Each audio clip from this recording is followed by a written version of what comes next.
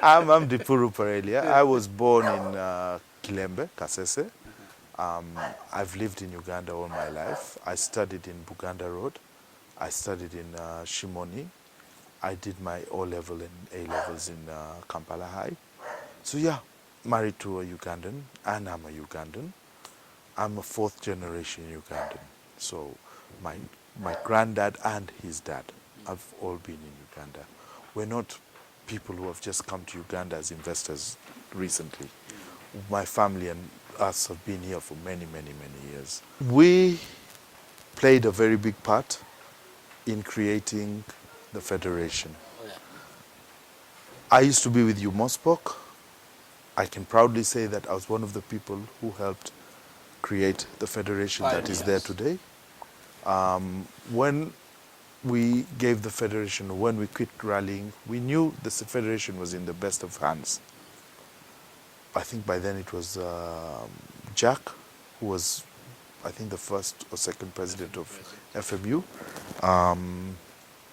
And we thought that, you know, these are people who know what the sport is about. And they've been administrating clubs, you know, governing. They've been out and about in the sport for many years. We knew that it was in safe hands. But then when you're on social media and then you read drivers, you know, putting out comments all the time, the sport is going to the dogs, the sport so-and-so needs to go, so-and-so's eating money, they are corrupt, there's a lot of underhand, under-the-table dealings going on, no transparency, no accountability, the sport is being run badly, a lot of dictatorship, a lot of bulldozing, arm twisting and things. It hurts us. It hurts us as former drivers who fought so hard to create what we have as a federation today. And, you know, at some point I sat down with my other fellow drivers, old drivers, and we were all of the same view that, you know what, we need to try and put the sport back in order. And we cannot do that alone. How far you better from your predecessors? One, team player. I think that matters.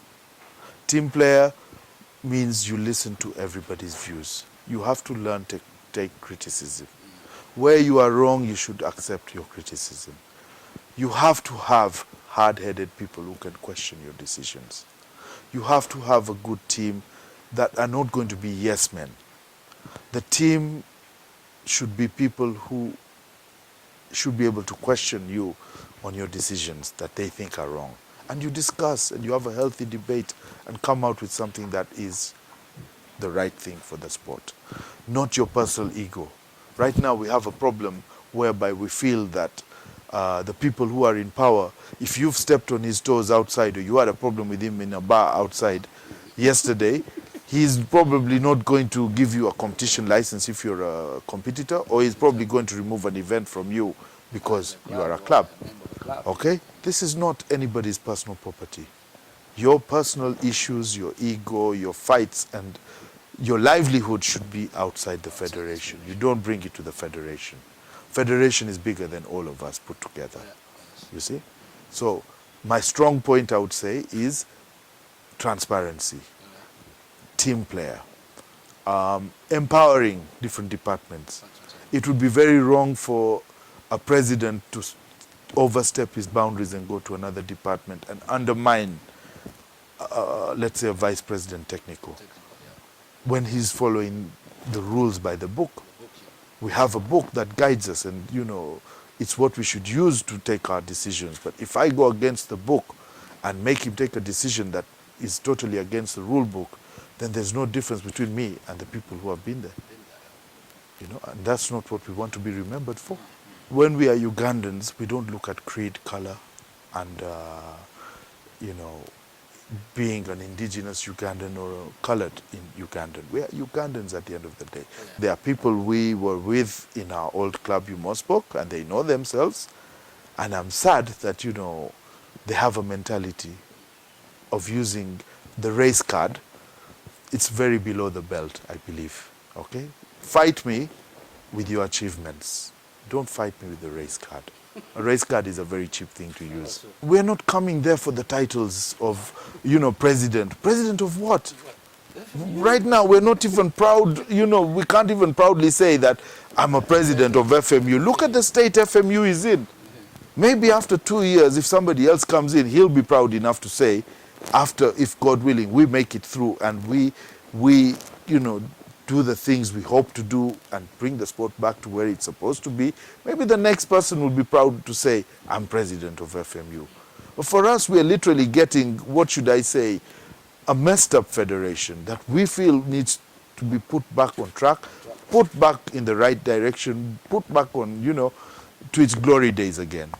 Ever since 15 years ago and now, we feel the federation's gone backwards. It has not gone forwards. If it had gone forwards, we wouldn't have these issues. Okay? But today, if I gave you a small piece of paper, that small, and told you to give it to any one of the people who understand, who have been there before, tell them to write their achievements. Even that paper that I'm giving you that is this small is a lot for them to write their achievements, sadly. That's the sport. That's where we have gone to. They have nothing to tell us. They have nothing new to offer us. Okay? They have been there. They've had two terms, one term. All of them have been there, and they still want to come back. Now, what new thing are you going to offer us that you did not offer us when you had your chance?